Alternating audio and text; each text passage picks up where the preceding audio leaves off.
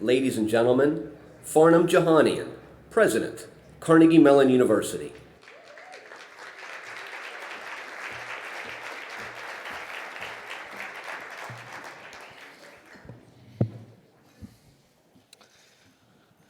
Well, good afternoon. Okay, we're going to try this again. Good afternoon. Oh, much better, much better. It is my great pleasure to extend a warm welcome to all of you as we kick off this inaugural CMU K&L Gates conference on ethics and artificial intelligence. Before I get started, we picked this date in April because we knew that this would be the third week of spring, and especially for many of our friends and colleagues from the Bay Area, from the West Coast, and from Texas, we knew that you wanted to enjoy spring in Pittsburgh. So you are welcome. I'm really happy to welcome all of you on behalf of my colleagues at Carnegie Mellon. We're joined here today by several of our trustees and members of the university leadership team, and by a wide array of distinguished CMU faculty and thought leaders from across the country. You will hear from them throughout the day today and tomorrow. As one of Carnegie Mellon's newest initiatives and annual traditions, this conference brings together thought leaders from diverse perspectives to discuss the ethical, social, and policy ramifications brought on by advances in artificial intelligence and computational technologies. This two-day event has been made possible by an exceptional coalition of support.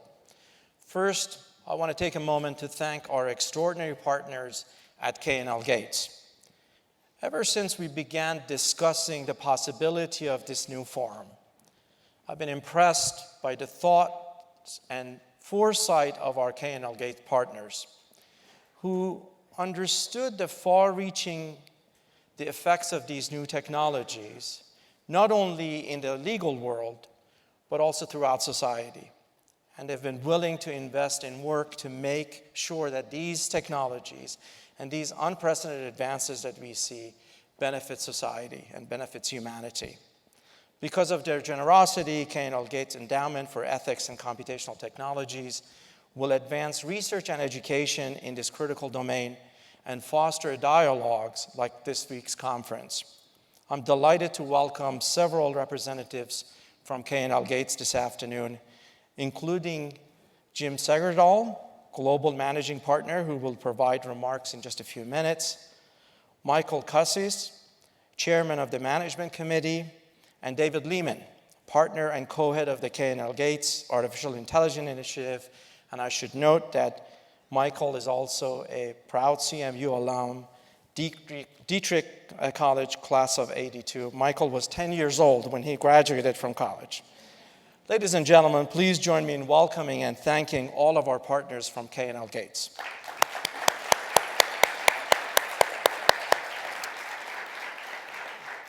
I'm also pleased to acknowledge all of our conference speakers and panelists, including my friend Eric Horvitz, Director of Microsoft Research Lab, who is here today as our distinguished speaker for this event. Welcome, Eric. Preparing such an extraordinary agenda requires exceptional leadership. So I'm grateful to the conference organizers, the steering committee, and of course my colleagues, the co-chairs, David Danks and Ila Norbach.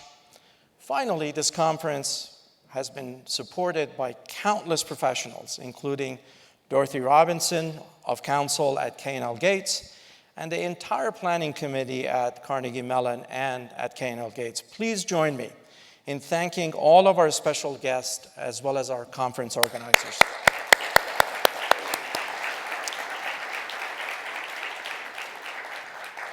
There is little doubt that emerging technologies and artificial intelligence are at the center of an ongoing economic and societal transformation that will no doubt will continue for decades to come. As we embrace the Internet of Things, unprecedented access to massive amount of data and the rise of automation and robotics, we're barreling toward a future run by cyber-enabled systems. While these technologies will enhance our comfort, security, and quality of life for society, for all of us, their deployment has had unprecedented consequences for our workforce, our education system, potentially for social justice, for fairness, for privacy, and many other aspects of society. The effect of technology on society is not a brand new concern. But as we see these emerging technologies pervade every aspect of our lives and disrupt markets and disrupt industries, these issues have become even more urgent. Consider for a moment a few phenomena of our technology-driven world. As data has become a new currency for business and for technology, we're seeing a dramatic surge in the collection, storage, analysis, and monetization of our personal and often most sensitive data. Meanwhile, the most cherished attributes of the internet and the web, its speed, its reach, its openness, and the notion of anonymity are being used to undermine our democracy and our civil liberties. As AI enhances and augments, and in some cases outpaces human capabilities, human-machine interaction is reimagining the future of work. At the same time, the very nature of employment is evolving. Skill cycles are shorter than ever before. Consider for a moment that according to a recent study, 65% of the jobs that Generation Z will perform don't even exist today. This will have dramatic implications for educating the next generation. It's not just the scale and ubiquity of these advances that are remarkable. The pace of advances, as well as the acceleration of their economic impact, is also unparalleled in human history. As an example, it took landline phones about 45 years to go from 5% to 50% penetration among US households. By comparison, smartphones went from 5% to 40% in about just 4 years, and that was during a recession. And in 2017, that number reached more than 77%. Today, we're at an inflection point for the proliferation of AI, robotics, and automation. As this innovation moves forward at warp speed, our development of ethics, I should say, and policy must keep up. Now, of course, is a time for partners from across public and private sectors to come together with affected communities to ensure that technology is used to benefit humanity individually, of course, as well as the entire society. As the university that has been intimately involved in the creation and evolution of artificial intelligence, we've definitely been responsible for some really groundbreaking innovations. But we've also built an interdisciplinary culture focused on making sure that technological progress benefits society. Through our partnerships with K&L Gates, as well as our Block Center for Technology and Society, which we just recently launched, CMU and our collaborators are helping to shape the world in which people, policy, and technology are better connected. Some of CMU's most passionate partners have been right here in Pittsburgh, which has been serving as a living laboratory for technology that is integrated with society. Our mayor, Bill Peduto, has been at the forefront of these collaborative efforts and has established himself as a national leader in progressive, inclusive, and sustainable innovation of American societies. I'm delighted that he's able to join us today to offer a few words. Ladies and gentlemen, please join me in welcoming Pittsburgh Mayor Bill Peduto. Bill?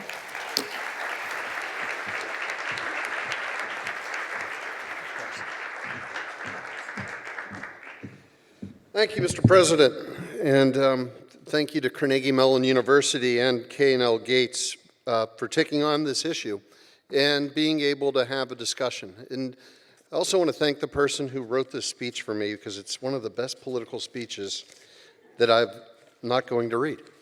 I always try to speak off the cuff, so let me explain what these next 2 days mean for policymakers. You know, Pittsburgh was an industry leader, right? The Industrial Revolution. During World War II, we produced more steel than Germany and Japan combined. And when we built out this industry and this great wealth that came to this region, it came at a very heavy cost. We had air that was dangerous to breathe. We had water that was poisonous to drink. And we had the greatest disparity between the people who worked in those mines and mills and those that owned and operated them. The greatest disparity in American history. And those were the costs that came with it, and it would take decades and decades to be able to change that. Well, we did what Pittsburghers do. We created the first Clean Air Act in American history, and we went about to clean our air. We created public-private partnerships in order to be able to clean our water.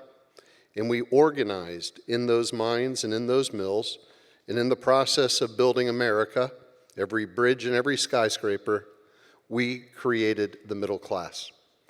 But they came as afterthoughts to the Industrial Revolution, not a component of the Industrial Revolution.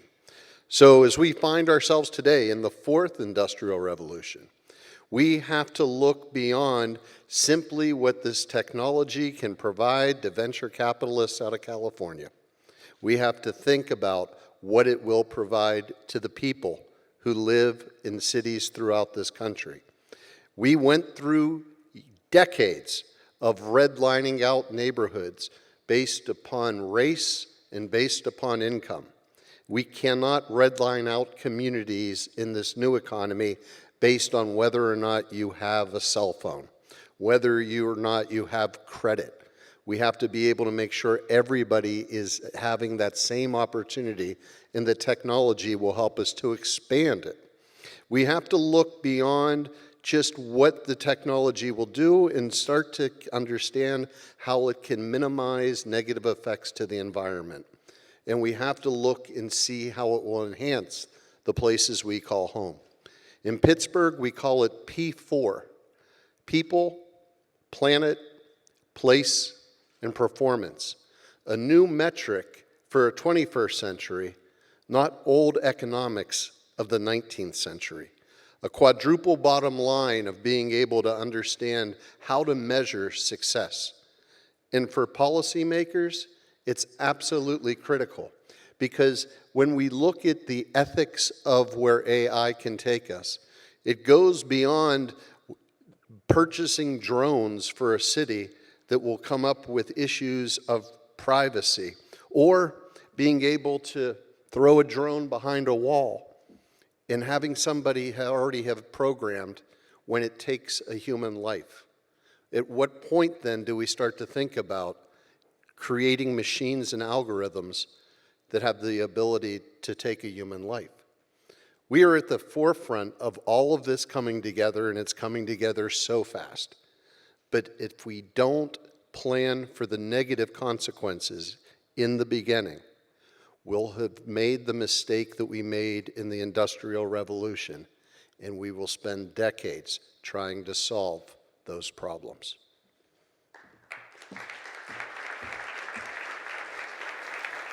Thank you.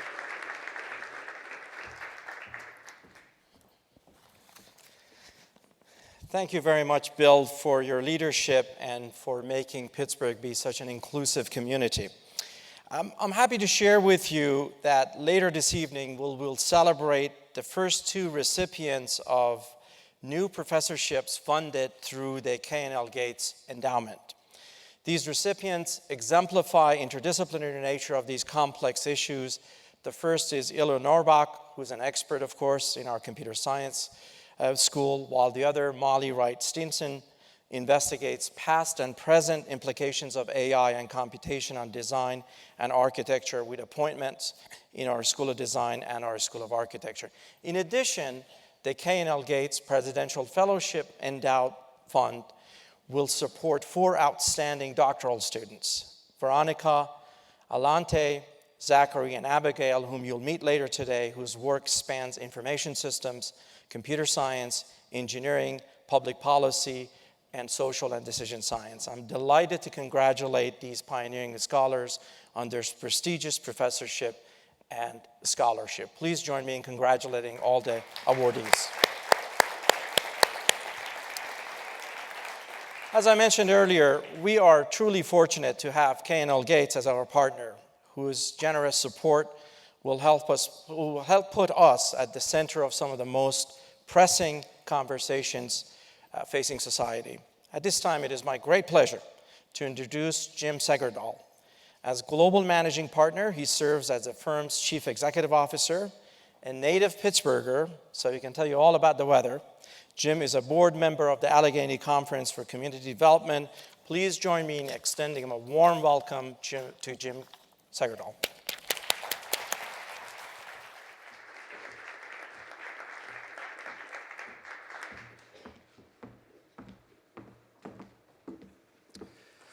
Thank you, President Jahanian. I'm thrilled to be here. It's a very exciting event. Just terrific to be in the company of so many brilliant people working on truly important matters. I am pleased and honored to welcome all of you to the first inaugural Conference of Ethics and Artificial Intelligence, which I am proud to say is funded by the K&L Gates Endowment for Ethics and Computational Technologies.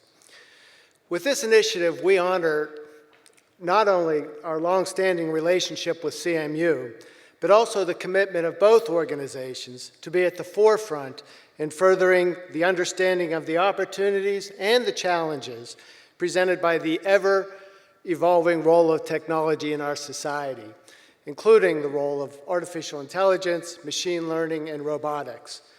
Our law firm has had a long relationship with CMU over many decades. That relationship has been a source of tremendous pride for us.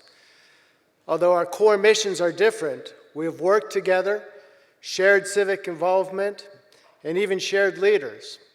For example, one of my predecessors as managing partner of K&L Gates, Chuck Queenan, is a former chair of the board at CMU. He's currently an emeritus trustee of the university and continues to provide wisdom and guidance to both of our organizations. With this conference, we have added another dimension to that relationship. As you know, it will be a biennial event and will be an opportunity that we hope will stimulate great discussion and important dialogue.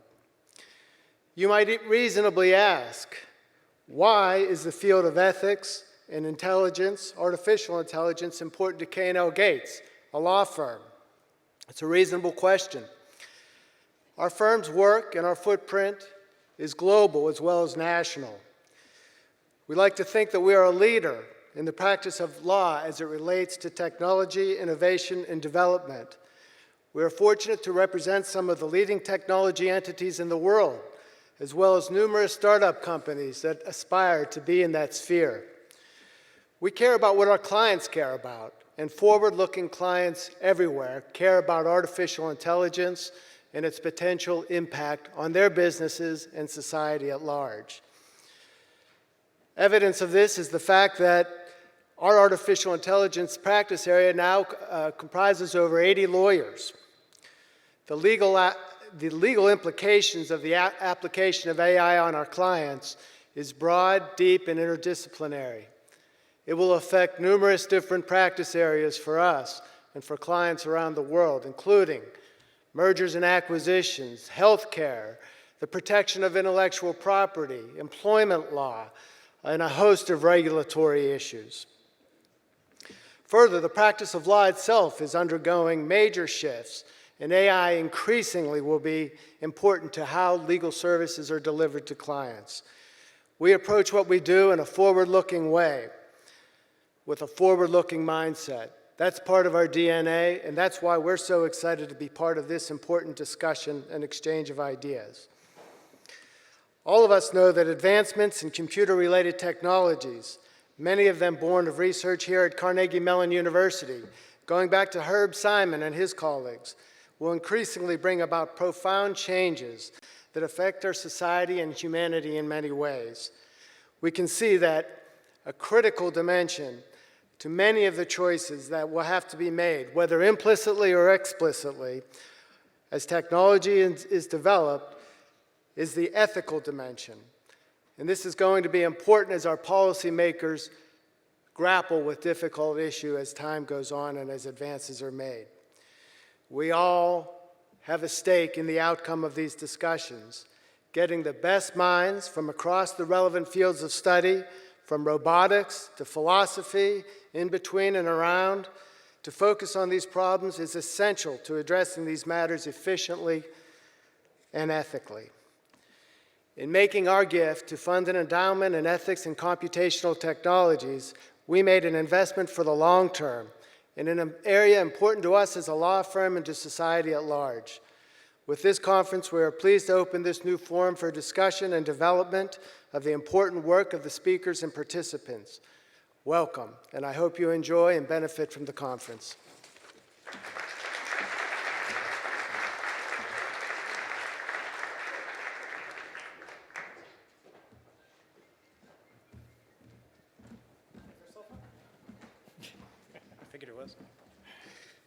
Thank you, President Jehanian, Mr. Sagar and Mayor Peduto. I'm David Danks, Thurston Professor of Philosophy and Psychology here at CMU, and co-chair of this event with Ila Norbash, currently Professor of Robotics for about another 2 hours, at which point he becomes the inaugural K&L Gates Professor of Ethics and Computational Technologies. And it is our great pleasure to welcome you all to this inaugural conference on ethics and AI here in Pittsburgh. I want to say a few words about why this conference needs to happen now and why it has to have the format that it has. No doubt you're all well aware that artificial intelligence has reached fever pitch in society today. Thanks to certain companies, what they've done in terms of rushing forth with deployments in the real world, and thanks to discourse by outstanding investigative journalists who have turned the public's attention to these issues. But the people in this room know something else, because many of our friends who are here, from policymakers to business folks to researchers, are flying around the world at a breakneck pace now, between meetings and other meetings, discussing regulation, discussing entrepreneurship and venture capital funding to AI, discussing the question of how we engineer ethics into artificial intelligence systems. And all those meetings are fantastic and must happen. But this meeting has to happen because there's a fundamental question that is actually inherently transdisciplinary. What will artificial intelligence do to our sense of human identity? What will we be in the age that we can see already on the horizon? That's the fundamental question of identity and the fundamental question of human dignity. And those are the issues that we will grapple with during this conference. So we've designed a conference for you that brings together outstanding journalists and experts and sets them up not to talk within disciplinary confines, but rather to talk in a transdisciplinary manner about the core issues of identity, of humanity itself. That's a conversation that we think has to start now and has to repeat over and over again. So that's the conversation that you're part of and that we're very happy to welcome you to. But enough about the highfalutin stuff. Some logistical notes very quickly. You'll notice on all of the tables that there are cubes that have the schedule, have information about Wi-Fi for those who are interested in that, Twitter hashtag, and so forth. Throughout the conference over the next 2 days, there will be opportunities for you as members of the audience to participate in terms of providing questions for panelists to answer. That will all be done using a technology referred to as Slido, an app, and there will be some more information provided about that as we get to the first panel.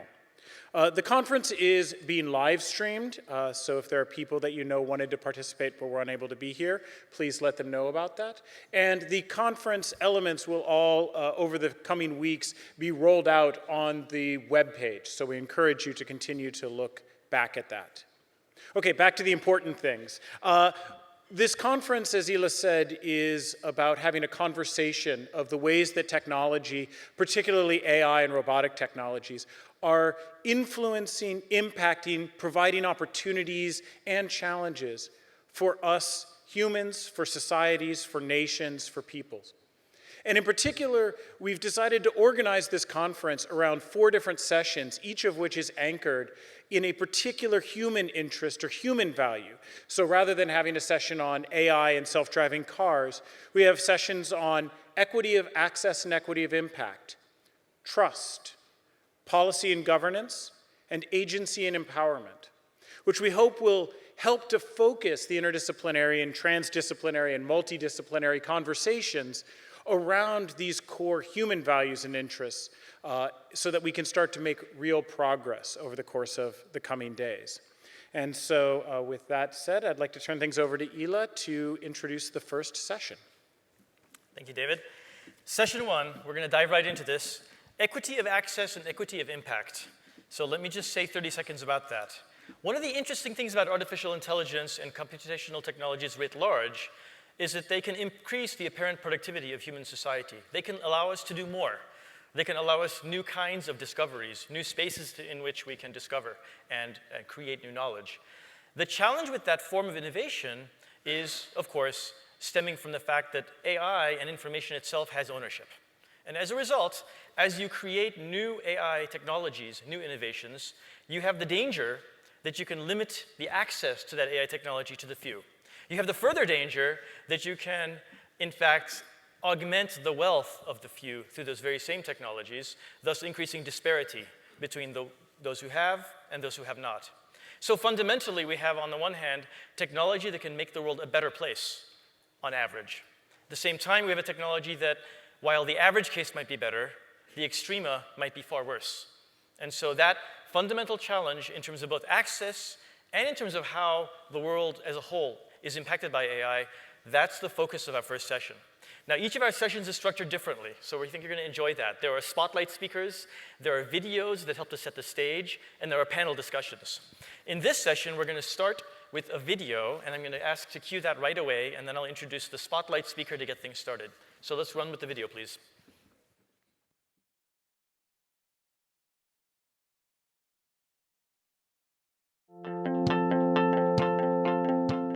We really, as engineers, need to take responsibility to work on the things that will make the world a better place.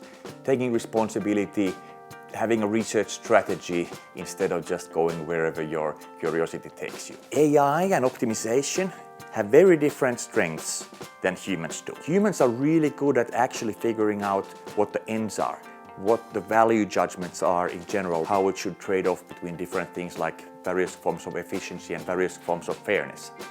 But humans think of them in the context of special cases. And humans are very bad at actually sifting through all of the possible special cases, of which there are more than the number of atoms in the universe.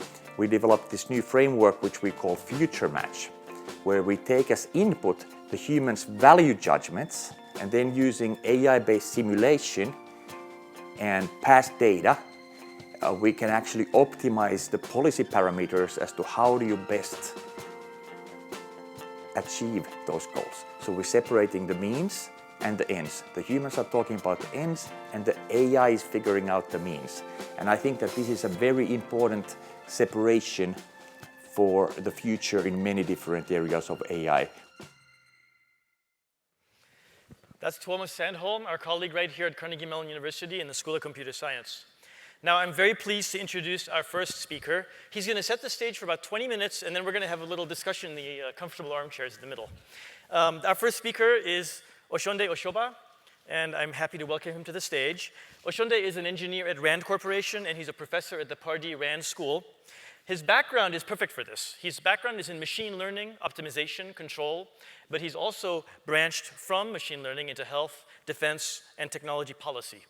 So from there, he's gone to data privacy and accountability. So you notice I mentioned pretty much all the key words as we look at the way AI integrates into society.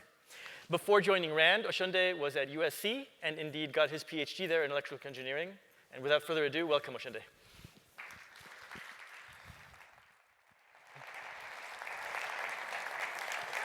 All right. So today we're going to be talking about equity of access and equity of impact and how artificial intelligence mediates, transforms, affects those two things. I will be suggesting that we look to the past, look to antiquity, to sort of help us see what's going on in the future. I want us to focus on these two individuals, Plato and Socrates. My contention is that the interaction, the differences in the way these two people work, kind of sort of prefigures our complexities, the complexities we're dealing with today when it comes to AI and equity. If there is a key takeaway point from this conversation, I hope it would be the idea of participatory equity. I will be making the contention that that should be the foundation of any successful infrastructure for ethically aligned or artificial or fair AI. Now that I've given you the key point, we can all take naps, basically. Back to Plato. So the mental image I have of Plato is of this undoubted genius. But he's also this guy who's deeply, deeply scarred by one pivotal event in his life. And that's the state-sanctioned execution of his teacher and mentor, Socrates. Plato reacts to that event by retreating from the marketplace of ideas, from the population, from the community. And he sets up this archetype for the solitary contemplative philosopher. And he designs these utopias in which basically the demos, the people that he kind of pulls back from, are sort of always subject to some philosopher king. And that's his idea of what a fair society is. And he does this without engaging with the people at all. He just designed this from the beginning. Now, contrast this to how Socrates does inquiry. He engages deeply and very, very critically with the community he's around when he has to answer the simple question, what is wisdom? Now, he doesn't get his answer. He doesn't get a definitive answer from that question, from that interaction. But at least he can claim some defense against the biases that his personal perspective necessarily brings to that conversation. Think about how these two men might have thought about the questions that lay before us today. The idea of equity, what is equity? And how do algorithmic decision-making artifacts interact with equity? Aristotle makes an appearance in discussions of equity also, but we won't focus on him today. Back in the day, a few months ago, I was introduced as an engineer of fairness. That's a little bit of a paradoxical title. Engineers have this image of being objective, precise analysts, while fairness is this very contextual, very socially defined, very fuzzy concept that's slippery to define. I argue that any discussion of artificial intelligence and equity is going to be doomed to this compresence of opposite qualities. It used to be that when we talked about AI equity, people would sneer at us. They'd say things like, well, what is equity? In the same way that Pontius Pilate probably asked, what is truth? And typical conversations about AI policy, they were focused on these future-looking scenarios, these Terminator scenarios, these existential crises. And I would argue that that focus, that's a product of a privileged perspective, a perspective that cannot imagine the problems of AI affecting us today. They have to look to the future to imagine things that go wrong. Now, that is probably a lazy argument, so I'll offer a reconciliation. So here we have Hawkins along pushing that line of inquiry. Let me offer a reconciliation by observing that questions of AI equity and AI safety, existential safety concerns, they actually share a common root. For example, they are concerned with value alignment. By value alignment, I mean, how do we design algorithms that support societally defined norms? They also share the problem of explainability. In the interest of procedural transparency, we would like to be able to derive stable, robust, meaningful explanations from the algorithmic decision-making artifacts. But let's focus on equity. When we focus on equity, there are these definitional problems. There are these issues, these perceived aperture in the definition of equity. And it's a great thing that we now have examples that in spite of the arbitrariness, in spite of definitional problems, they're able to demonstrate examples of algorithms violating socially defined equity norms. These examples have done us a deep and huge service of kind of sort of challenging that deep slumber of settled opinion that algorithms are necessarily fair and infallible. In fact, we have researchers now saying that any technological design necessarily embeds ethical decisions, necessarily embeds values, either implicitly or explicitly. When we talk about AI equity, those conversations turn on how those values align with societally defined expectations of fairness. So, the first is the street bump example, the second is the compass recidivism, and the third is insurance price. And the last two examples were sort of were the result of ProPublica's explorations. Let's try to examine how biases might seep into our supposedly objective, infallible algorithms. We are probably familiar with how AI systems are designed. There's usually a design phase, a programming phase, a training phase, and a testing phase. But right here, in the design of an algorithmic artifact to make a decision, we have situations where we have framing artifacts, framing effects. When you design a system to make decisions and you focus and you frame it as an optimization on predictive accuracy, it shouldn't be surprising when you have fairness problems with that design. Besides the actual framing effects in the design, you have inputs that are used to design the systems.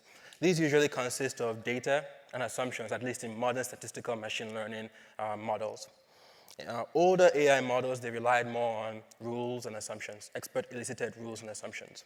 But even in these inputs, you have this problem, and I'm using terms from behavioral economics to help us maybe frame this better.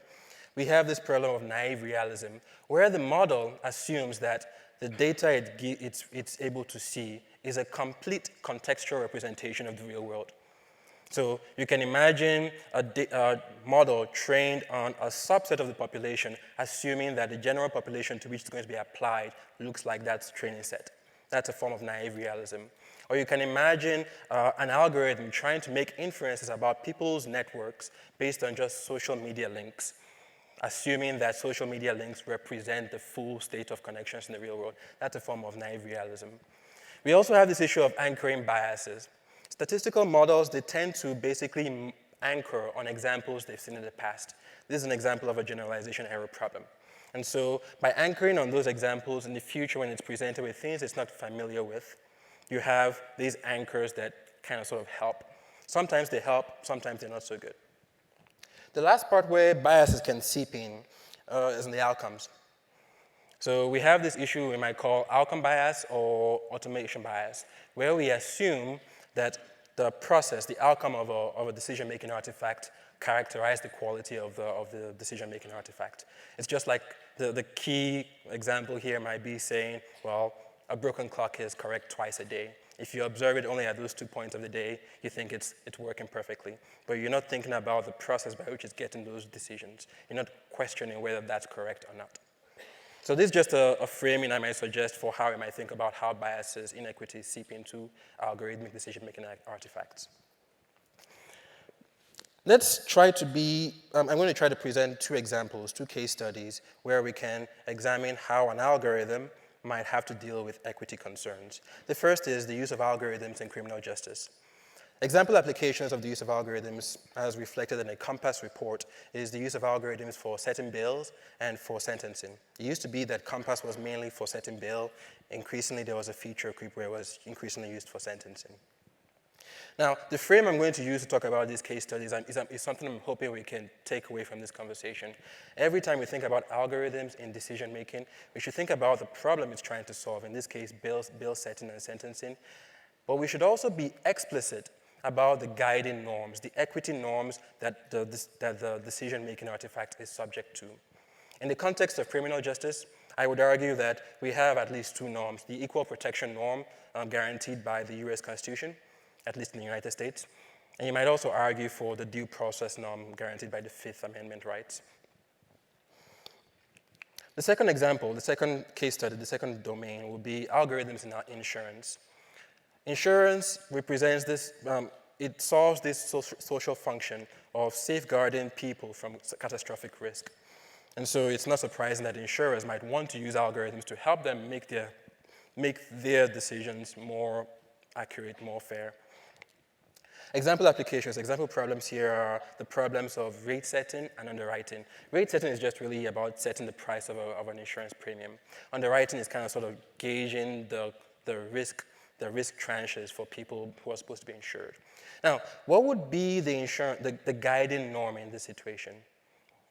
This is a bit more complicated, and I'd argue that the actuarial standards body of the United States says, well, your insurance prices should be actuarially fair, i.e. the cost of an insurance premium should reflect underlying risk of the person. But then we have these issues when we start asking for universal health care mandates, universal insurance mandates, and you have to worry about affordability being part of the norms here. Now, in a market setting, that might be a problem. And these are questions we'll have to tease out as we think about equity going forward. Let's try to use these case studies to tease out more general ideas. Well, the very first idea, the very first theme is that equity norms are necessarily context-specific. That's an almost obvious statement. But that obvious statement kind of undermines our expectation that maybe there is this prescriptive mathematical definition of equity that we just need to impose on our algorithms to make them fair. That's probably not going to happen. And we can actually add more context, more complexity to this issue of the existence of prescriptive equity norms. Work by, I hope I'm pronouncing that name properly, Chouldechova and Kleinberger and Mullyanathan, they're identifying what we might call weak impossibility theorems. That if you have a set of mathematically defined equity norms that you would hope your decision-making artifact respect. In this case, group calibration, equality of negative, false negative rates, equality of false positive rates. There is something inherently incompatible in trying to achieve all three equity norms. And the conversations a few weeks ago at the FATML conference extended this to any collection of mathematically defined equity norms. Trying to satisfy more than three, and three or more is impossible. We can call that a weak impossibility theorem. Now you might hear this and think, well, since I can't have it all, let me have my users vote to decide which ones are important. But then we run into impossibility theorems, the stronger impossibility theorems by Kenneth Arrow, Gibbard, and Satterthwaite, saying essentially it's impossible to reasonably aggregate collective normative preferences. All right, so that's the second theme. The third theme I've been trying to develop over the past year or two thinking about this is this framing of allocation problems, distribution problems as entitlement programs versus market programs. We can think about it as a spectrum. Entitlement distribution programs, they are distribution problems in which there are clear equity norms guiding the decision process, the distributive decision process. Normative clarity usually means that there is some law, some regulation that everybody accepts that determines how fair a decision is. You can think about the example of United States criminal justice. You have a public good, law enforcement, that's being distributed to the public under the normative guidelines of equal protection and due process. But we also have what we might think of as market programs. Market distribution programs are just distribution programs where equity norms play little or no role, and the distributive action is determined largely by the intersection of demand and supply. Now, let's try to figure out questions that come up from this. In entitlement programs, you have the question of, are the norms necessarily equitable? And if they're not equitable, are there remedies for it? Social movements like Black Lives Matter and civil rights movements, they are essentially challenges to the equity norms, the ruling equity norms at the time. And we have this saying essentially that legality is not really a question of justice, it's a question of power. When we switch over to the market session, you have this issue of there is a trade-off between the accuracy, the efficiency of the market, and the imposition of equity norms. If you try to make a market fair according to some equity norms, you can often impose a deadweight cost. What is essentially a deadweight cost? The question becomes, who gets to bear that burden? And how big is that burden? That sounds theoretical, highfalutin. In concrete terms, you can think about it in terms of the insurance market. In health insurance, if you have a universal mandate, who gets to bear the cost of that increase in risk just because you have a universal mandate? Less controversially, in auto insurance markets, who gets to bear that cost? Those are questions we have to tackle with, we have to grapple with, if we really care about equity in algorithmic decision-making systems. All right, I feel like I've been a bit negative about the prospect of algorithmic equity. Let's try to see if I can pull out a more positive vision from the rubble. I've been poking holes in the idea that you can actually define prescriptive equity norms mathematically and impose them on your algorithms. And even if such a thing existed, you will still need the buy-in of your subjects, of your users. That is not easy to maintain, to receive in a dictatorial technocracy. So this suggests that maybe we should be thinking more about participatory versions, participatory models of AI equity. Basically, these will be models in which your users, which constantly query your users for equity concerns. When we talk about diversity in the rank, this is the diversity point. You knew it was coming, so whatever. When we talk about diversity in the ranks of algorithmic designers, we are not just pleading special circumstances. It's precisely because by having more diversity in the rank of designers, you're pulling in more social perspectives to inform the design process. But even diversifying is not enough, because if you think about it, algorithms are always necessarily going to, generally going to affect more people than are being represented in the designer class. So what you're going to need is something that allows for more participation from wider groups. And we can sharpen this point by observing that equity challenges, equity concerns, they are a distributed form of knowledge. There is no single controlling group that's ever going to be able to coordinate the transmission and accommodation of equity challenges. So we need more participation. Basically, we need more Socrates and fewer Platos designing from isolation. We need people who are going to go out there and do the messy work of engaging with the subjects. And this is where I'm reminded again of Choudechova's work on the Allegheny County child welfare system. It's really good work, which is why I'm talking about it. Now, besides the participatory model, we might want to think about, instead of prescriptive norms, we might want to think about infrastructures for imposing, for enabling and designing equity into algorithmic decision-making systems. This is kind of sort of the GDPR route. Instead of trying to impose norms, you define an infrastructure that enables good behavior to happen.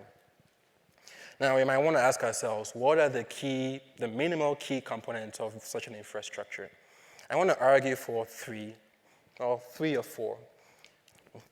Fluency. We need more fluency in the principles of equity. So the economist Peyton Young puts it this way: equity principles, these norms I've been going on about, and the mathematical definitions of these norms, they are really just instruments. They're not ends in themselves that we just impose in an algorithm. They are really instruments by which society kind of sort of adjudicates equity problems, distributive problems, especially when market efficiency fails as a criterion. Now, if we are not fluent in the language of equity principles, we are going to have problems properly adjudicating and responding to equity concerns. The second one, under which I'll combine the two, transparency and dissent, I think primarily it's about dissent. You need any implementation, any algorithmic implementation, to have basically settled avenues for enabling dissent, for collecting dissent from the users. Part of that dissent procedure will probably require transparency about the norms governing the domain.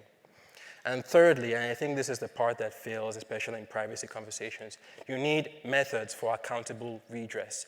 You need to be able to have institutions be able to make and keep promises. You need incentives to allow that to happen.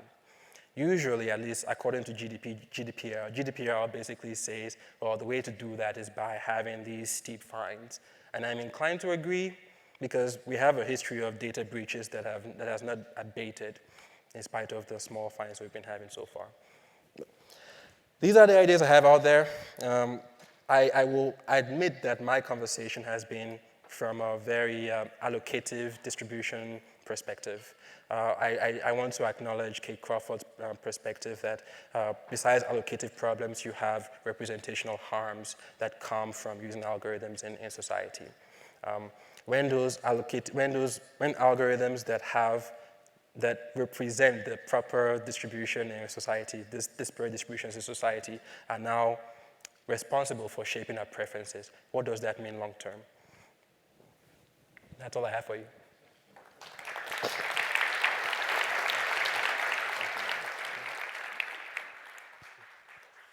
Thank you. Now we get to relax and talk. Oh, yes. Take any chair as long as it's one of the middle two. That's like a fair allocation problem. It's equitable allocation of shares, that's right. So, fascinating talk. We have a few questions we're going to ask everybody, but I have to drill into what you said first. Okay. First of all, when you talked about weak and strong impossibility, there was a point there that I think it's important to reiterate for the audience, so I want to ask you to build on it a little bit.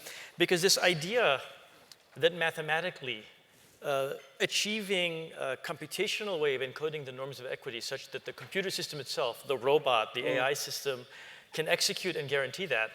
What I heard you say is that that's essentially impossible. Yeah. I mean, we can all talk about, okay, we want we can make arguments for certain equity principles to be enforced in algorithms, but at some point, a group is going to argue and say, actually, the outcome on our end is violating what we think is fair. And you're going to have to accommodate that non-theoretical, that very practical, messy equity concern. And that probably means moving away from mathematically precise definitions of equity and trying to kind of engage with them. I think Judge Leonard Hand, he put it this way. He said, equity concerns, well, equity is really just about the uncomfortable accommodation of conflict within society.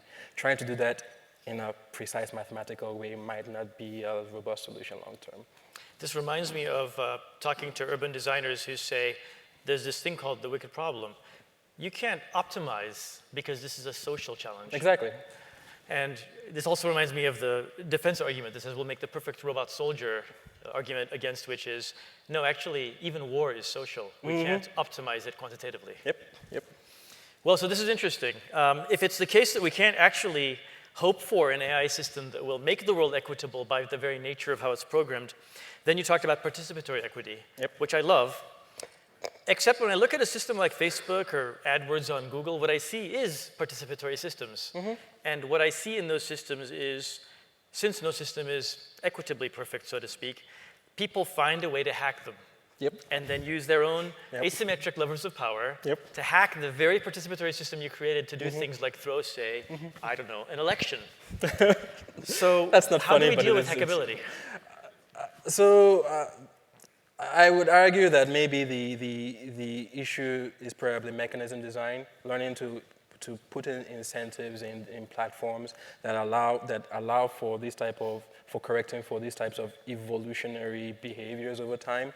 Trying to a priori design a perfect system, that's like you're saying, it's not going to happen. So it's about structuring the incentives, creating an infrastructure for modifying them over time. So then here's my fear. I totally get that. We're going to make systems. We'll make them as good as we can. People will misuse them. There will be bad actors. And we're going to respond. We're going to have a rapid reaction to that. But here's my concern. The AI systems we're talking about are inherently accumulating and concentrating power and knowledge, which means the bad actor's ability to negatively influence reality, it's big and only bigger next year and the year after. So it seems to me by the time we catch them, the crimes get worse before we do the redress or the fix. So don't we have this weird runaway problem? Yes.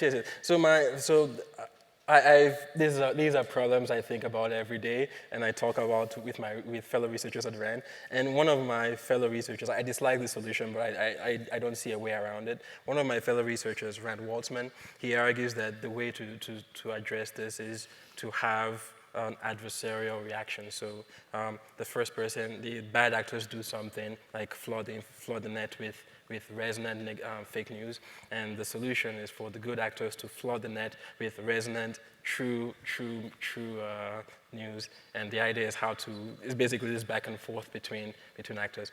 I see that as a runaway situation, Yeah. But thinking of solutions is hard. So that really scares me. That's a good way to start the conference because we clearly need the conference. So let me jump on my extreme level of fear now that I have to the 3 questions we're hoping to ask everybody, because this gives us a neat thread to push throughout the whole conference. I think you answered one of them already, but I'm getting ahead of myself. The first question, I really want to narrow your view and unfortunately cause you to prognosticate a little bit into the future. I want to look at the next 10 years. And I want to ask the question, what is the thing you're most excited about vis-a-vis AI and equity? What is something you can imagine that is actually doable in the next 10 years where AI can actually help with questions of equity? Oh, that's a good one. We didn't share these with the speakers ahead of time. So I think we're already seeing this happening. Maybe 10 years is too far out. The issue of credit allocation, credit scoring for thin file subjects, people who don't have large formal records in the economic sectors. So this would be like people in developing countries, poor people. The ability to use artificial intelligence to, I try to use the term algorithms as opposed to artificial intelligence as often as I can. The ability to use machine learning methods to learn about credit score, about creditworthiness from other sources of data seems to me extremely powerful when if properly applied and properly supervised, because you can also use that type of scoring mechanism for other things like the Chinese approach of social scoring. But just enabling better credit to people in poorer situations is a huge transformative thing, I think. And I love that answer because it also brings into the play the whole question of developing world and ways in which developing world may access what we're talking about. So the second question is the exact opposite. Again, limiting ourselves to 10 years or so, what is it that most keeps you up at night in terms of equity and AI? I don't sleep regularly, so you know. I tend to avoid projects involving hard defense because it makes me really anxious. And the question of deterrence in a world in which we have AI-enabled weapons makes me worried. And worse than that, it's not just the existence of the weapons that makes me worried. It's the differences in the cultures deploying those weapons. If you think about the Chinese approach to defense and the American approach to defense, you have basically China seeming to be more trusting of just wholesale, fully automated weapons. And you have United States doctrine saying something to the effect that we'll always have humans in the loop. That makes sense that seems comforting from a unilateral perspective. But imagine a situation in which a country has humans in the loop for all the autonomous systems and the other country just doesn't care. That seems to have deterrence implications that are difficult to think about. So lack of parity may actually force a good actor to become less good. Yep. Indeed. Last question for you is an interesting futuring question that's kind of navel-gazing about this conference. So imagine we're here 15 years from now having this conference. How will it look or feel different because of AI? I assume most people will not actually be here, would have bots and telepresence. So we'll just be talking to a set of screens here. Yeah. I like this idea, and I'm trying to imagine how that would apply in a conference setting. I like this idea of Clark and Chalmers' extended mind. I feel like most of us will be more invested in the tools that enable us to engage with the world, and so maybe we'll have augmented brains of some sort. that make us faster thinkers. I always think about how to think faster, how to think more creatively, and I imagine that artificial intelligence will probably enable that in the future. So cognitive orthotics for us all, maybe. Yeah. Excellent. Well, thank you so much for joining us. Wonderful speech.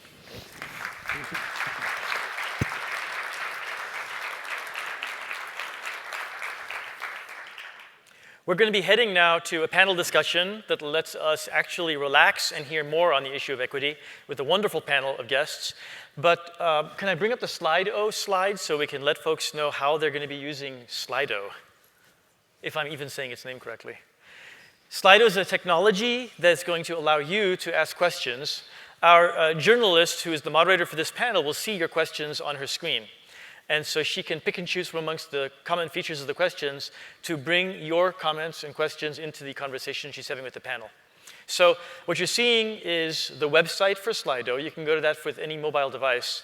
Once you get there, you simply enter that hashtag. And when you do so, then all the questions you ask will show up on the handy-dandy tablet that we're providing to our moderator. So without further ado, I'll be introducing the moderator, who in turn will introduce the panel as a whole. I'm really pleased to introduce Natasha Singer because I have been reading Natasha Singer's articles for years. She's a technology reporter for the New York Times, and she covers health technology, education technology, and consumer privacy. She's reporting on how tech companies are developing digital health tools and the implications that has for healthcare industry and for privacy, for medical practice, and for consumers. And I believe she's a teacher too, so she's one of us fellow professors. She's taught even a high school course on technology innovation ethics at the School of the New York Times pre-college program the New York Times runs. So thank you for joining us, Natasha. Thank you for having me. Welcome.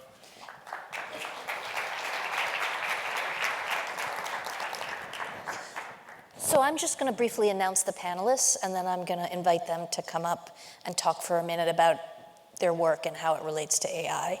And I'm delighted that we have kind of such a range of views. So first is Michael Skirpan, who is the co-founder of Community Forge, which is a nonprofit that has bought a former school and is revamping it into a kind of incredible multi-use community center.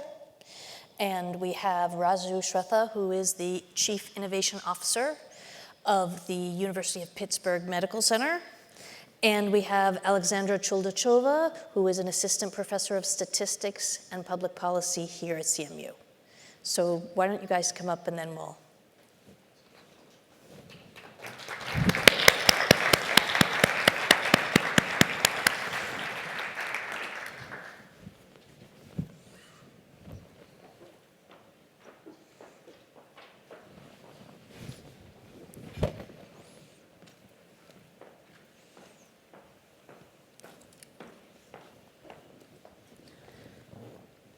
So, Alex, do you want to start? Just 1 minute about each of yourselves, and then we'll get started with hashing out these big questions. Introduce last and starting first. I think everyone can hear me in the room, is that correct? Great. Closer to the mic. Excellent. So I'm Alex Chouldechova. As Natasha said, I'm an assistant professor here at Carnegie Mellon University, and I'm a statistician by training.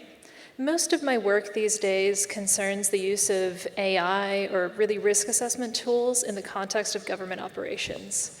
Specifically, I look at how these tools are being used in high-stakes applications such as criminal justice and human services. As the previous speaker mentioned, I've done some work motivated by some of the ProPublica analyses. And one of the things that I try to challenge as a statistician is this adage that if you have bias in, you have bias out, which has come out of this idea of garbage in, garbage out. And the way I think that we can challenge this is that to the extent that we really understand how is it that the data that we're using as the basis for our systems, how did that become biased, we can make some corrections and really move extract the information that we need and move towards more equitable solutions. Hi, everyone. My name is Rasu Shrestha. I'm actually a radiologist by background, so when you hear all the hype around run for the hills, AI is coming, the machines are after us, and the radiologists are the first to be eliminated, here I am. So, as a radiologist by background, I have some views on AI, But what I do at UPMC really is I'm the Chief Innovation Officer. UPMC, as some of you or many of you might know, is a large healthcare organization. We're a payer and a provider organization. And when it comes to the topic of ethics and AI and equity, we really believe that it's important for us to see healthcare as something that is very human. So my role at UPMC really is to take all of the data that we have around these human beings, all of the data that we have around the medicine and the science of really pushing health and healthcare to the next level, and to algorithmize these, to innovate around these, to think outside the box and really question the status quo. Right, so in addition to being the Chief Innovation Officer at UPMC, I'm also really privileged to be part of UPMC Enterprises, which is our innovation and entrepreneurship arm, and working with the best and brightest minds here in the Pittsburgh area, especially here at CMU and University of Pittsburgh. We're really pushing the boundaries of how we can look at data to reinvent the future of healthcare, reinvent the future of what health will look like, not just 10 years into the future, but further downstream as well. So really excited about the conversation that we're having today, because it's not about the hype. It's about the reality of what it means to take these algorithms and make a difference in the lives of these human beings that we're trying to impact day in and day out. Thank you. Hi, and I'm Michael Skirpan. So my background is actually in this tough translation problem I think about, which our session speaker talked about, which is how do we actually articulate our social norms in terms of technical decisions and technical processes that we're trying to champion. So a lot of what I've done is work with students, so on pedagogical practices for engineers who are in training, but also on professionals who are designing technical systems, specifically machine learning systems, and choosing what data mining operation they're going to have or what training procedure they're going to use, and actually trying to get them to project to future a little bit about, well, what does this small technical decision I'm making here of choosing this sorting algorithm on this interface or potentially using this data set to try to train on this against this objective, how do I get people to actually think a little bit about, well, what's going to be the social impact of this choice? And what are some of my options? And how do they relate to that social impact? And so that is actually a very difficult translation problem, and that's what I spent most of my academic time doing. But now I'm the director of a community center, which is in Wilkinsburg, Pennsylvania, which is a neighboring borough right here in Pittsburgh. And so what we're trying to do there is actually also, a little bit to our session speaker also, and what he was talking about, is be deeply engaged in a community setting. As a group, our leaders range from across the board at the community center, from technologists like myself and a few others, but also to educators and community servants who are already working in the region. And our goal is to be deeply connected with that community and be sure that we're creating an inter-community space where people can learn from each other and work with one another. And as our session speaker said, actually learn from folks who understand problems on the ground better than folks who are in the research lab or who are actually working on these problems in an academic setting, and be able to actually help people articulate their problems to us so that we can then actually correctly have the right head on our shoulders around what we're trying to do, rather than potentially project what we think should be happening. And so our community center is a very, very, I would say, like scrappy effort to try to make sure that that is happening. And we do things such as education services, getting kids into pathways around technology who might not otherwise have those opportunities, but also as a civics and community service project to really just make sure that those conversations are happening and that there's a space for them. And so that's a lot what the community center is about, which is a output of some of the things I think about in an academic setting. So I was really excited to come and moderate this panel because as a journalist, the question of access and impact of technology are things I deal with every day. But also as a journalist, right, my training is to be skeptical and question assumptions. So when I was invited to moderate this, the first thing I did was have this knee-jerk reaction and call up and say, why are we focusing on equity of access and equity of impact? Because that really makes an assumption that A, AI is an inevitable, and B, it's a known good, that the good outweighs the harm. And we don't know that yet. And then I said, also, I think it's really important to focus on biased data sets and biased algorithms and disparate impact. But this obsession we have with computational fairness seems to distract also from some of the big problems. And so I called my panelists and discovered that, everybody also is a bit of an insurrectionist. So we're going to talk about some of the expected questions, but we're also going to talk about some of the fundamental questions. And so, the first question is just an establishing question. Alex, maybe you want to start. The question is, when we talk about AI and we talk about equity, what is it we're actually talking about? I think in many ways we're talking about the very same things that we're referring to when we speak about equity of any process. So in my experience, a lot of the concerns that we have in, let's say, criminal justice is a risk of just perpetuating the very same disparities that the system already observably suffers from. So I think what's really important to keep in mind when we think about these equity issues is compared to what baseline. That there's certainly a risk that as we switch to more algorithmic, or at least algorithmically supported decision systems, that we could exacerbate those same problems, or we could address them. And I think that's really at the core of equity, that this is not a new problem that AI has brought about. It's something old that we're now trying to address, perhaps with some new tools. Do you want to weigh in? Yeah, so I think when we're talking about equity, as Alexandra said, we're often thinking about inequities that already exist and then could be compounded by AI solutions and the approaches that we take. So I'm very interested in, and when I think about equity and I hear about it, I do have this kind of two sides of the coin of, is the AI system already out there? Did we make something, and then is it actually creating something, an inequity that we maybe already understand and know, but maybe it's already being produced in another way, and now we're actually replicating it or accelerating it, or maybe we're minimizing it, but we are missing some edge cases still. But then there's also this side of how is inequity just exacerbated by the push of this industry, thinking about where is investment coming from, who are the people who get the chance to decide what the objectives are. As many of you probably know, when you're designing an AI system, it's always towards an objective, towards a task that you're trying to develop a machine learning algorithm for, and who gets to decide what is the relevant approach to that. So when you think about, say, a recidivism score, is there also an objective where we say, does this prisoner have the social support network to go out and actually get a job, or to potentially go on a pathway out of involvement in crime? And is there a way to use AI to predict whether this person's social system is just not going to be supportive enough to be able to get them back on their feet? Is that an alternative look at a recidivism score? Would a different person, when thinking about that problem, see it that way? And so, so that's what I'm kind of thinking about, is where does it come from when we first start thinking about AI, and then also thinking, well, now we have an AI solution, is it being equitable in practice? And how do you think about it in terms of equity in healthcare?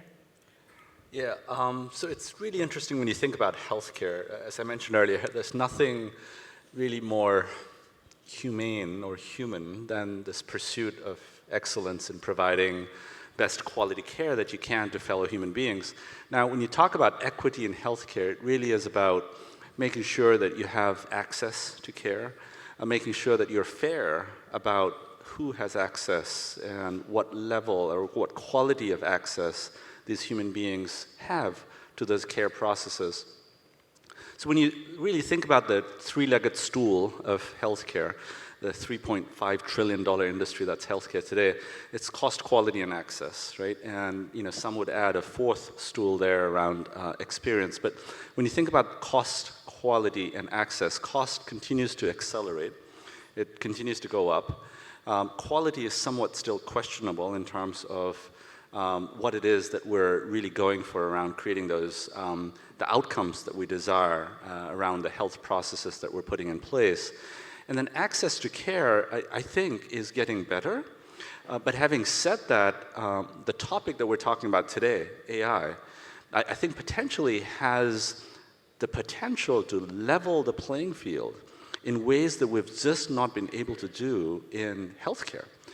It has the potential, for example, in being able to bring to the common man algorithms that perhaps the richest and those that were privileged only had in, for example, treating cancer, right? Specific types of protocols that we were able to really push forward in only perhaps the wealthiest of nations or the wealthiest of areas. And now we're able to really reproduce these at scale. We're able to look at data at scales that we've just not been able to do before and be able to then impart these in larger populations of patients, as we absolutely need to be doing. So like cancer genomics? Cancer genomics is one specific area, right, where we have petabytes worth of data that we have access to, where the notion of machine learning and artificial intelligence becomes actually an enabler of better care.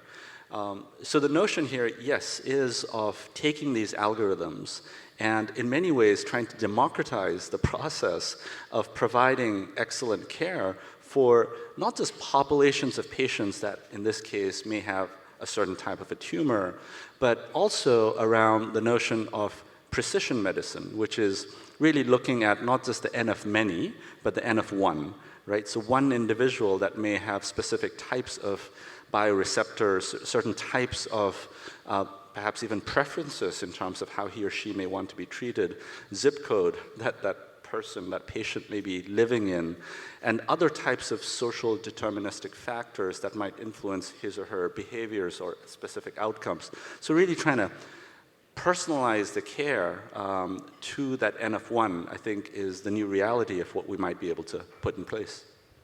So it's interesting because you both mentioned power asymmetries. Mike, in the fact that if you have AI in the hands of a few, you're going to have a few powerful entities choosing what the problems are to solve and how to solve them. And you've mentioned AI's possible way of democratizing access to higher end healthcare or more innovative healthcare. But I want to go back to the power question because it's a foundational moment. And we see that a handful of really big players, the Googles and the Facebooks and the Ubers, have a concentration of power, knowledge, and financial gain. And what do we do about that in the context of AI? And also, some of those companies have huge databases of consumer data, right? But those consumers aren't being compensated for their data, yet it's going to cause financial gain. So how do we deal with like equity of distribution of benefits? Alex, do you want to start? I think in many ways there are strong parallels to the way we think about experimentation in medical contexts or in research contexts. If you think about the steps that an academic researcher has to go through in order to collect specific data on human subjects or to perform particular experiments that affect human subjects, these are governed by internal review boards and codes of ethics and research standards that have evolved over decades, and with good reason, because without them, there were considerable human rights abuses taking place as we were pursuing knowledge for, in general, the greater good. In the corporate context, I think, and I mean, I'm not the first person to propose this, there has been a push to consider what does human subjects research actually look like in that context? So where are the human subjects in experimentation? And why is this a problem outside of just the research community? Well, if you think about what's going on in the large technology companies, they run millions of A/B tests running experiments on us every day. Many of them are benign, but some of them actually carry a risk of harm. And as soon as whatever it is that you're trying to toggle carries a risk of harm to individuals, then there's a question of who are you experimenting on? Have they provided meaningful informed consent? And how do we even ensure that we can collect such a thing in the context of, let's say, the terms of use that we sign? And I think we need to rethink kind of the liberties that corporations can take or private entities can take in experimenting on their users, because there is potentially a real risk of harm in some of these instances, depending on precisely what it is they're doing. So one example that comes up is, for instance, rideshare companies experiment on routes. And whose routes are going to be experimented on? If I'm moving around the main body of Manhattan, no one's going to experiment on me. If I'm in some of the lower socioeconomic neighborhoods, certainly there will be considerable experimentation, and that may lead to measurable harm. And if you think about it, sure, I sign or I click agree on a term of use, but when we go into a doctor's office, whatever forms we sign, it doesn't just allow the doctor to experiment on us however it is that they want to improve their medical service. So at any juncture where there's a meaningful risk of harm, I think we need to reassess this issue of informed consent, and actually that involves thinking a little bit ahead as to what are the potential harms that might result. So that leads me to my follow-up question, because I've covered this a little bit, and we're seeing, as I'm sure you all know, that companies are making inferences about our health from the way we use technology. And I've been struck by the differences in approaches between Microsoft and Facebook. So a few years ago, Microsoft did this study on depression on Twitter. And they got 171 people to volunteer and give Microsoft one-time access to their Twitter feed. And so Microsoft developed algorithms that went back and looked over time. You know, they knew when the onset of depression was, and what were the tweets like before and after, and looking at the number of words in the tweets, the time of the tweets, the kind of words used in the tweets. And they discovered that, you know, when they tested the algorithm on the group they developed it on, it was 70% accurate. Now, I know that there were 171 volunteers and it was 70% accurate because Microsoft published this. But Facebook recently deployed this suicide detection algorithm. And it is scanning every single post every single day on Facebook, and also every video, without really telling anybody. And when I called to say, hey, you know, who did you consult? And are you going to publish the data? And, you know, do you have kind of informed consent? And can consumers opt out? And how do you measure harm? There really weren't any answers. And so I want to ask you, Rasu, like, what do we do about that? If you tried this experiment at UPMC, you would need an internal review board. So if it's even a specific health thing that tech companies are looking for, what should we do? So I think, especially in this time and in this age where we have, you know, a set of dire needs to really push technologies like AI forward, and like I said earlier, really try to bring to scale the capabilities that we've been really working on in the pursuit of, say, excellence in healthcare, which is my space. I think the impetus for us to double down perhaps on ethics is all the more important.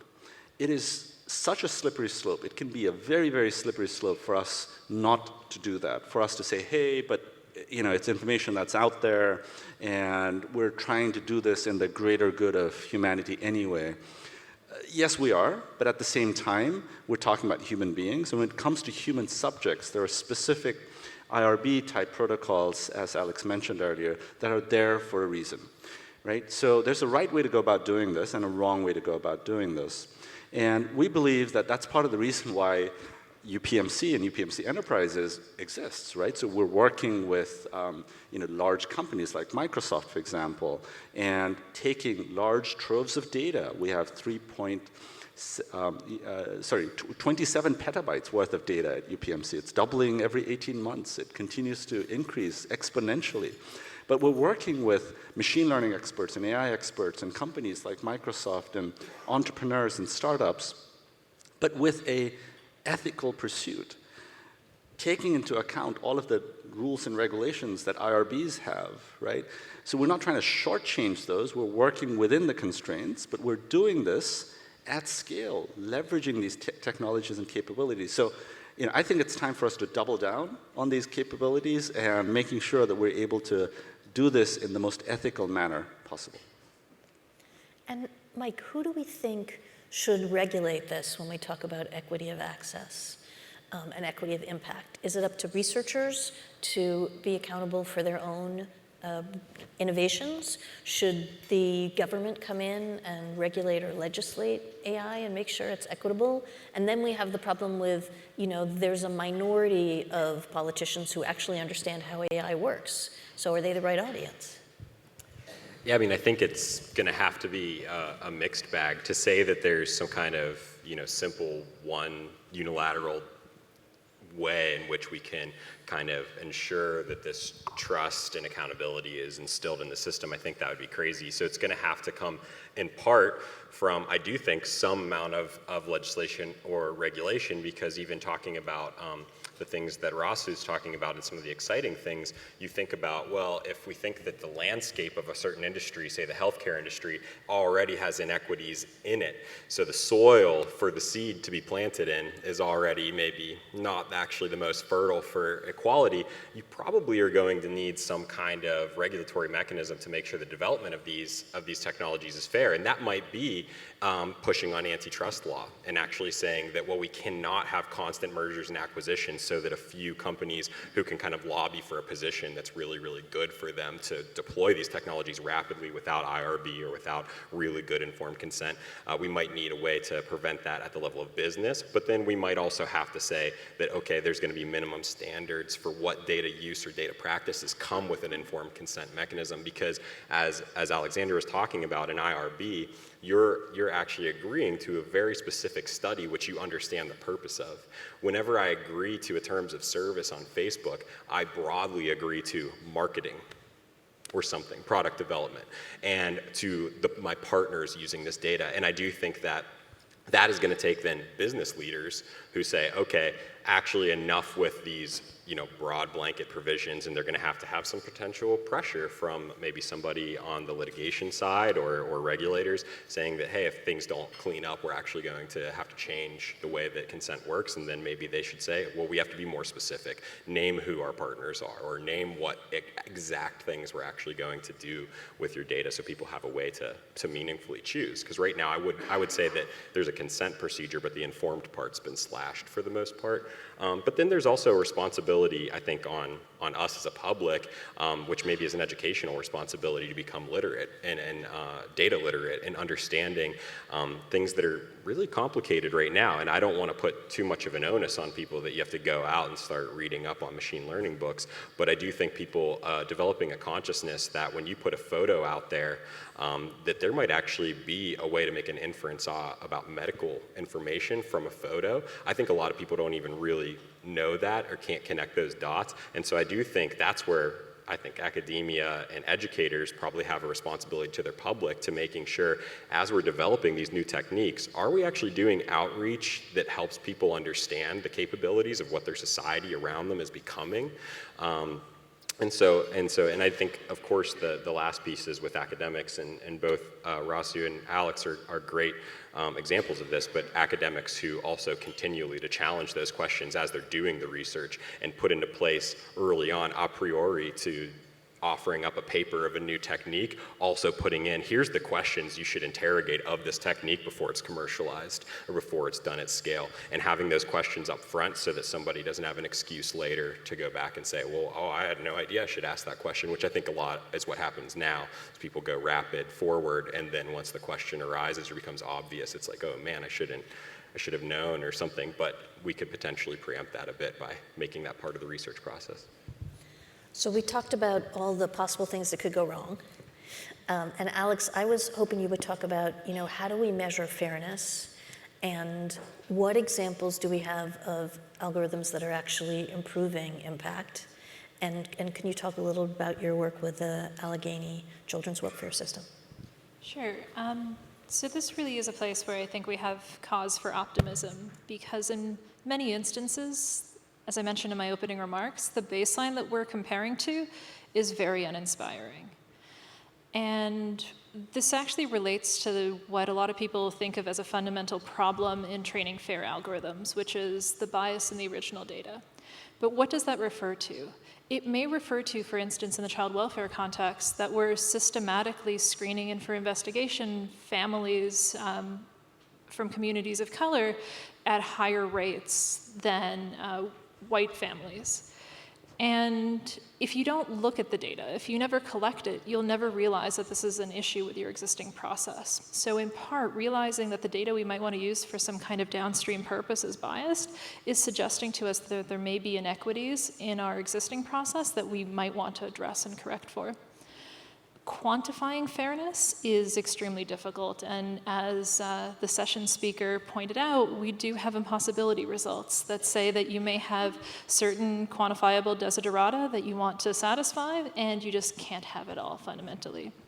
But at the same time, what we can do is we can look at the system, we can collect data on the process, we can see how well it's currently performing, and we can think about what are the metrics that matter most to us. So maybe it's really making sure that to the extent that we can assess need or we can assess kind of desert, that the resources which are inherently limited are being devoted to individuals who are highest need or highest risk. And this is fundamentally the primary question in a lot of the government uses of AI systems. We want to make use of data to identify families that would benefit most from services or are most needy. We want to identify criminal defendants in the bail context who are currently likely being detained on account of being unable to pay bond, and replace that monetary bond system, as it's already been replaced in many other countries, with something else, and honestly anything else. And this is where, for instance, risk assessment presents a nice balance, satisfying some of the safety concerns on the part of prosecutors and judges, while also meeting this progressive reform goal, at least to some extent, on the part of defenders and the individuals who are being detained by these systems. So if you look at some of the early results from New Jersey, who recently replaced their monetary bond system with a risk assessment, this involved a lot more process reform than simply putting in a risk assessment score and saying, go, everything's fixed. But at the same time, this is something where we're seeing, where we're replacing a root cause of tremendous amount of inequity, which is the monetary bond system, with something else. So I have one more question, and then we're going to open it up for audience questions. And so my question is, the European Union is about to put in this new data protection law, the General Data Protection Regulation. And one of the stipulations is that citizens have the right to not be subject to algorithmic processing if it will significantly impact them. And they also have the right to explanation about what criteria the algorithm used to make a decision about them. And I'm interested in what you think about that and what you think the impact of that's going to be, and whether you think we should have that in the United States.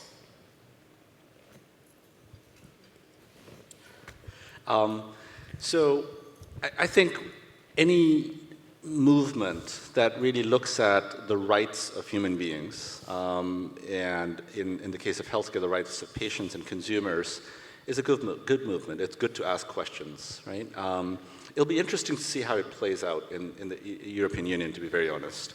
Perhaps we have the luxury of standing back and really looking at what's worked and what's not worked, and maybe taking some of the best aspects of that, maybe modifying it for the United States.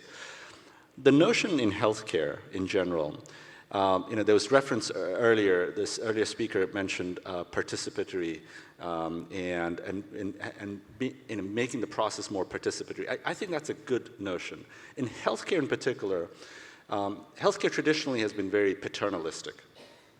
Right? You go to a doctor's office and you expect for care to be provided to you. There's almost a God complex of sorts between the physician and the patient, and also between the patient and the physician. It goes both ways. And it's changing right now. Consumers, they go out and see Dr. Google before they go see Dr. Shrestha or my peers. And that's a good thing, right? We're more connected, we're more leaning in, we're more curious, we're more participatory than we've ever been before. And that's I think, a good thing. I think what we can do, however, is we can take the power of these algorithms to further inform us, because the notion of equity is not just one of providing access, it's also one of empowering consumers with tools and capabilities to make better and more informed decisions about themselves and their loved ones. And that's really the pursuit that we're pushing forward with in terms of innovation in healthcare. So overall, it's a good thing. We'll watch and see what the Europeans do, but to question this, to make sure that we're able to speak to the specific rights of the individuals, it's a good thing. I'm fascinated by this because I'm interested whether individual Europeans are going to challenge, algorithmic voter profiling and advertising, for example. Yeah, I think that that's the right to an explanation is one of the most interesting parts, because right now, say in credit reporting, we actually do have auditing procedures that you have to go through to show that you're doing fair credit reporting. And similarly with like investment transactions through the SEC, although I've heard a lot of bad things about those audits, I do believe it's good that the audits are in place, and yet there's no real audits for how we train AI systems or anything. And I think the right to an explanation is going to be good insofar as I'm not sure how much teeth it's going to end up having. We'll see. But I do think it will at least get people starting to figure out, well, how do we even generate an explanation? What does a useful audit actually look like? What information should be in place for a court or for a judge to be able to actually think meaningfully about what happened? But the piece that I'm most interested in is the data portability piece of this.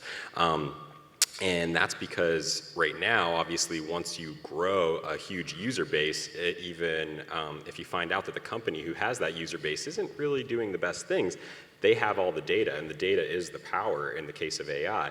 And I think data portability is a very interesting part of this, of whether really it's going to come down that people have to allow you to export and move your data over into other services, because this would allow actually a real competitive force potentially to take place when Facebook suddenly does something that people aren't so happy about.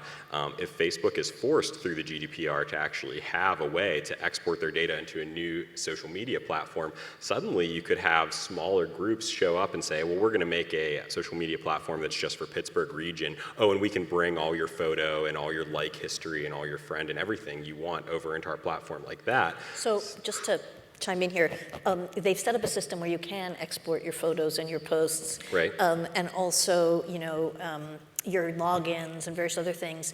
But under GDPR, they're going to also have to give you, if you ask, your algorithmic scores and any inferences they've made about you. And so far, I haven't seen that being portable. So we're going to have a lightning round where I ask a few questions, and you can take 30 seconds to answer. So one of the questions is there a sense that we might seriously need equity of being able to avoid AI in certain circumstances? So are there any circumstances in which we should prohibit the use of AI, or where we don't want to develop AI for that purpose? I might steal Michael's response here because we were just talking about this question earlier. But my view is that there are certain times when it's difficult to put all of our values into a single objective that the AI system would then optimize for. And so to the extent that we need additional controls over and above the specific objective that the AI is optimizing, I think that's a place where we should either not rely on it at all if no part of our objective can be formalized in this way, or rely on it with human guidance if there are certain aspects that still require human control. This question is for you. It says, if AI is judged as a tool rather than an experimental treatment, an IRB is not relevant. So what internal policies should healthcare providers have in place? I think the specific guideline that we should have in place is one of our moral objectives, right? So why is it that we're doing what it is that we're doing?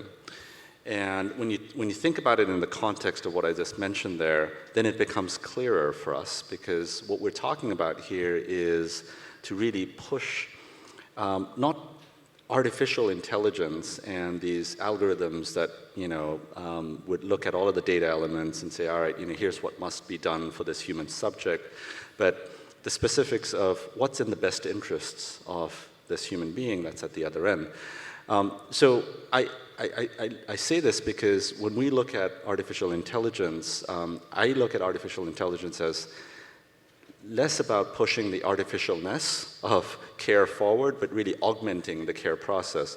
To Alex's earlier point, one of the things that we need to be doing is to be sure that we're accounting for all of the human aspects of what it is that we're doing. So in providing healthcare, so for example, in end-of-life decisions, right? There are specific decisions that we can algorithmize, best practices, clinical protocols, evidence-based guidelines, and we can algorithmize these to no end. But there are also specific preferences, patients' preferences, religious constraints that are in place. and other things that we absolutely have to look at it from a very human perspective. So there are things that, the IRB protocols will obviously, help you navigate better. But at the same time, we really need to look at this with the lens of why it is that we're pushing these algorithms forward and what it is that we're actually desiring in terms of the moral objectives. So 2 more questions. One, Alex, this is for you. What are the techniques used to remove biasness from AI systems? Knowledge of how the bias got there in the first place. So it's oftentimes extremely easy to write down the mathematical correction formula, and it's extremely difficult to estimate all the terms involved. So without getting too technical, there is no one-size-fits-all solution. You really need to understand what is the mechanism by which that bias got into there. And that's in part why this area of kind of ethics and algorithms is so interdisciplinary, that we have a tremendous amount of literature from the humanities and social sciences to rely on in figuring out the how did it get there on our way to correction. And here's another question. How will we create safeguards against possible AI misbehavior in a totally AI-run society? Will we be able to pull the plug? So I just want to add something to that, because Mike and I were talking about if we play the idea of autonomous cars out to, the end solution, we have nobody owning a car, everybody having an app to call a driverless car, and the cars all owned by Google and Uber and a few other companies. And so what do we do if you're in China and you use your app to call a driverless car and it won't take you to a protest? What do we do? Are we going to change the sharing economy to the renting economy? Should driverless cars be a kind of public utility now? So sort of that's my add to that question. Yeah, I think that this is a huge worry, is the privatization of all of this and what the consequences of that are. And I think we have to be serious about making sure things that are public goods or that are going to be at scale affecting many, many people of a citizenry, we have to have public options that are have some oversight in them, that have some transparency and some back and forth of being able to have effective dissidence against it. And our speaker brought this up, of we have to have a way to have redress and have to have a way to have a voice and say this isn't actually working. And right now in the context of private companies, you don't really have that. So I do think that making sure we deploy systems with that in mind, having public officials who, when they think about what's the future of transportation, don't just say, oh, I can't wait for Amazon and Uber to fix our transportation system, but that are also kind of thinking, hey, I probably should be thinking about how to expand our public bus system at the same time, so that there's still options out there. We don't end up going to this asymptote of only Uber or only Google. Well, thank you, everybody. Thank you, audience. Thank you.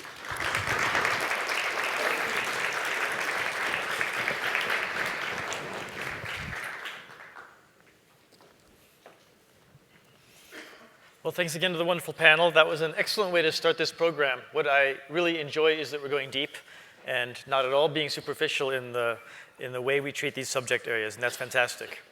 Now, one quick interlude, and then you will get to your coffee break. The interlude is to, first of all, introduce the K&L Gates Presidential Fellowship Program. One of the wonderful things that K&L Gates did is they did not create one giant pot of money and say, do good. They actually created multiple specific sub-endowments that allow us to do many things well. And one of those is a special pot of money for 4 fellows. Those are graduate students who are doing outstanding research in the area of ethics and computational technology. There's a group that's selecting those 4 fellows every year, and those fellows in turn provide the financial support to allow those students to do that work for that year. So we're going to be meeting those 4 fellows one at a time across today and tomorrow. And so I'm very pleased to introduce you to the first one, except that I'm introducing you to the one who's not here in person because she's on a trip. So you're going to have a video introduction to her. So let me first tell you a little bit about her, and then we'll watch her video. The K&L Gates Presidential Inaugural Fellow in this program is Veronica Marotta. And Veronica completed a bachelor's degree in economics and a master's degree in science and economics and business law at the University of Rome at Tor Vergata. She then earned a master's degree in econometrics and mathematical economics at Tilburg University School of Economics and Management. Now, her focus area is fantastic for this conference because her focus area is on the societal issues related to information usage, and specifically the collection of consumer data, and particularly the collection of online targeted behavioral data that allows specific bespoke marketing to happen. So her whole work area has focused on the question of targeted advertising and the ways in which targeted advertisements impact socially on consumers and on publishers. So she has an analytical model that analyzes the impact of targeted advertisements on consumer welfare. And I'd love to see that numerical model for dealing with welfare because that's an important topic. So let's please roll the video for Veronica.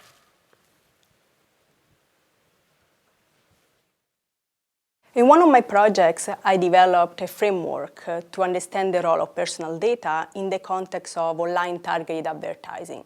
And within this context, I analyze how the allocation of benefits among consumers and industry players would change when different policy interventions that can restrict how many and which consumer data can be collected and used are actually implemented in the market.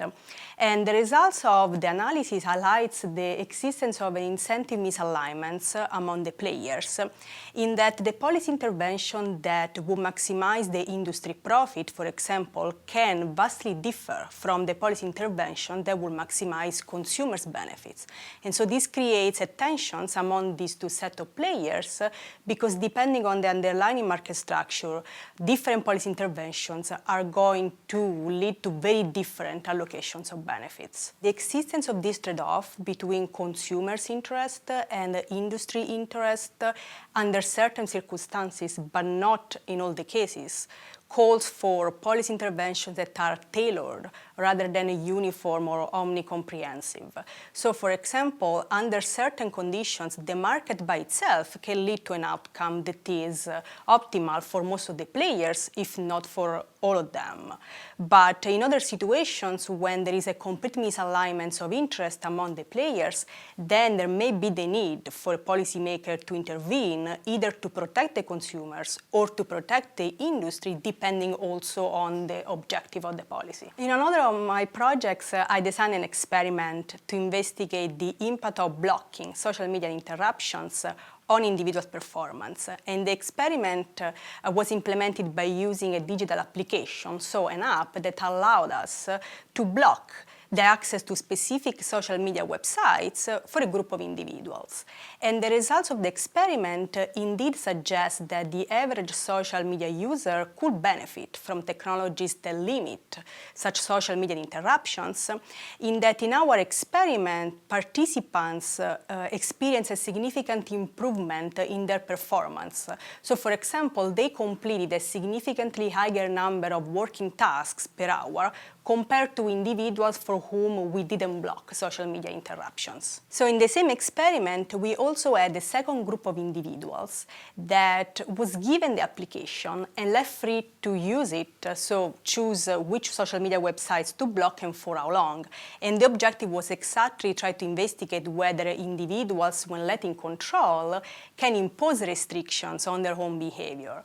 And the result of the experiment suggests that individuals may not be able to do so, either for a lack of motivation in using such technologies or for a lack of self-control that may somewhat limit their ability to impose restrictions on their own browsing behavior.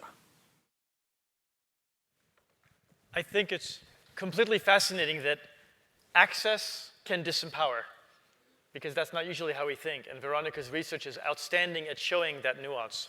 So I'd love to sit with her now and have a little discussion. That's not going to go well. All I can do is play her video again. So instead, let's have a coffee break.